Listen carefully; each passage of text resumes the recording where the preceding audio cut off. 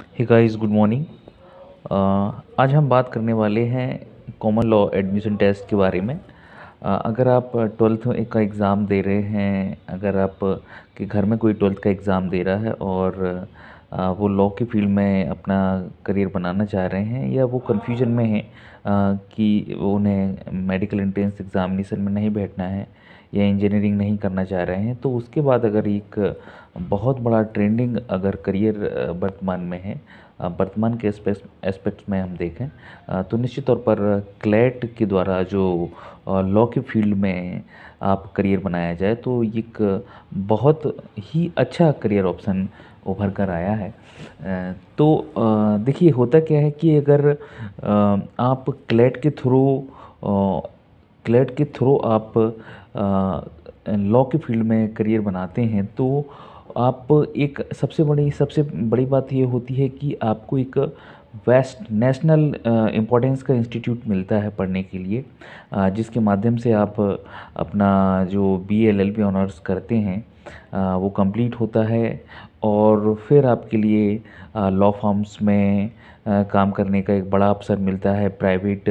Private जितनी भी companies हैं, चाहे वो किसी भी सेक्टर की हों, उनमें किसी न किसी में लॉ एग्जीक्यूटिव के लिए या एज अ लॉ ट्रेनी आप वहाँ पर जा सकते हैं। एज अ लॉ एग्जीक्यूटिव आप जा सकते हैं, एज अ लीगल एग्जीक्यूटिव आप वहाँ जा सकते हैं। तो एक बड़ा अवसर होता है अच्छे पैकेज के साथ, अच्छे वर्क प्लेस पर, अच्छी बड़ी कंपनियों में नौकरी करने का। इसके साथ साथ गवर्नमेंट सेक्टर तो पूरा खुला ही रहता है।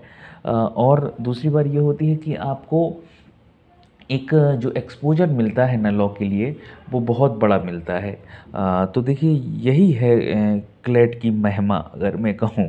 आप सामान्य तरीके से अगर किसी लॉ इंस्टीट्यूट में एडमिशन ले लेते हैं, चाहे वो प्राइवेट सेक्टर का हो या फिर गवर्नमेंट में ही, मान लीजिए किसी एक ऑर्डिनरी इंस्टीट्यूट में अगर आप एडमिशन ले रहे हैं, तो उसमें और एक जो नेशनल इम्पोर्टेंस का जो आपका कॉलेज है, इंस्टीट्यूट है, उसमें वो कुल मिला के बात वैसी ही है कि जैसे कि एक ट्वेल्थ आफ्टर ट्वेल्थ कोई बच्चा एक सामान्य इंजीनियरिंग कॉलेज में या प्राइवेट कॉलेज में एडमिशन ले लेता है और एक आईआईटीज़ में जाता है, तो वो बात वैसी ही है। अब अगर मान लीजिए आप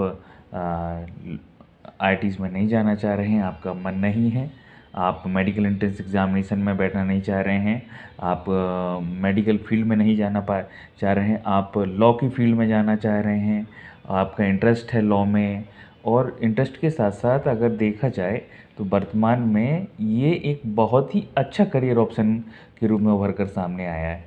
तो ये सारी चीज़ें हैं। अगर आप इन सारी चीज़ों को देखते हैं तो लॉ के लिए, क्लैट के लिए आप प्रिपेयर होइए। और इस बार जो क्लैट हो रहा है, वो सबसे बड़ी अपॉर्चुनिटी ये है कि 2 बार होने जा रहा है। 2022 में, 2022 में ये जो है 2 बार होने वाला है।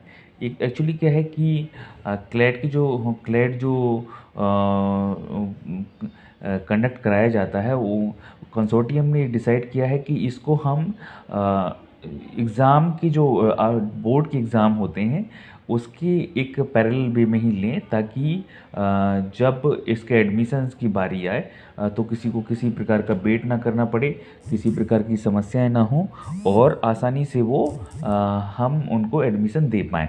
तो इन सारी चीज़ को ध्यान में रखते हुए ये जो इस बार एग्ज़ाम होने वाला है क्लैट का, एक तो मई में होने वाला है, मई 2022 में, और जिसके माध्यम से 2022 के लिए एडमिशन मिलेंगे, और जो दिसंबर 2022 में होगा, उसके माध्यम से 2023 में जो एडमिशन देंगे जो जितने भी नेशनल यूनिवर्सिटीज़ हैं इंडिया में, वो उस 2000 दिसंबर 2022 का जो एग्ज़ाम होगा, उसके माध्यम से दिए जाएंगे।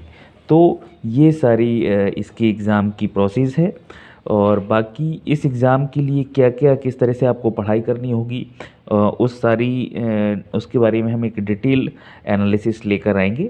इस एग्ज़ाम को अगर आप क्रैक करना चाह रहे हैं तो सबसे पहले तो करंट अफेयर्स को अपने को अच्छा सा बूस्टअप करना होगा। जितने भी बच्चे 12th में पढ़ रहे हैं या जो 11th में हैं और लॉ की फील्ड में अपना करियर बनाना चाह रहे हैं, तो उनको ज़रूर याद रखना चाहिए कि सबसे पहले आप अपना करंट अफेयर्स को मजबूत करें और कोई भी एक अच्छा न्यूज़पेपर, एक न्यूज़पेपर चाहे आप किसी भी, चाहे आप टाइम्स ऑफ इंडिया पढ़ सकते हैं, हिंदुस्तान टाइम्स पढ़ सकते हैं, द हिंदू पढ़ सकते हैं, अच्छा पढ़ें अच्छे से, तो उसको पढ़ें, करंट अफेयर्स को अच्छा करें और लीगल की तरफ भी थोड़ा सा ध्यान दें।